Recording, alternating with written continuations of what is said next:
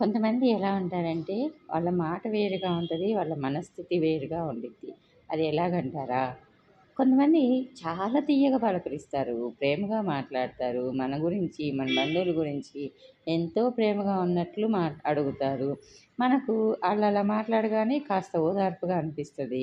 ఎందుకంటే వాళ్ళంత తియ్యగా మాట్లాడతారు. మన దగ్గర ఎక్కువ మార్కులు కొట్టేస్తారు. అలానే మన చేత పనులు చేపించుకుంటారు. కానీ మనకి కనుక వాళ్ళతో అవసరం వచ్చి మనం ఏదన్నా అడిగామే అనుకోండి, అంతే తియ్యటి మాటలతోటి తప్పిచ్చేసుకుంటారు. కానీ నిజాయితీగా ఉంటారు చూసారా? వాళ్ళు మాత్రం ప్రేమను నటించలేరు, తియ్యగా మాట్లాడలేరు. ఏదన్నా సాయం చేసినప్పుడు, అయ్యో! నేను చేయలేకపోతున్నా అట్లా, ఇట్లా అని ఎక్స్‌ప్లనేషన్ కూడా సరిగ్గా ఇచ్చుకోలేరు. అయితే తనకి చేతనైనంత వరకి సాయం చేస్తారు. లేదా మెలకుండుంటారు.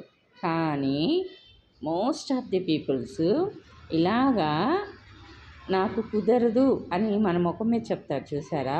అలాంటి వాళ్ళకి అస్సలు మనం విలువ ఇయ్యం. ఎపో ఎప్పుడు ఇంతే కానీ అదే తియ్యగా మాట్లాడతారు చూసారా? అలాంటి వాళ్ళకి మాత్రం పట్టం కట్టేస్తాము. వామ్మో! నిజమే మనం అంటే ఎంత ప్రేమగా మాట్లాడతారు ఎప్పుడు చూడు. లేదని నిజంగా సాయం చేయలేకపోయారనుకుంటా అనేసి అనుకుంటాం. సో, మనిషి మనసుని కాదు మాటని చూసి చాలామంది విలువిస్తా ఉంటారేమో కదా!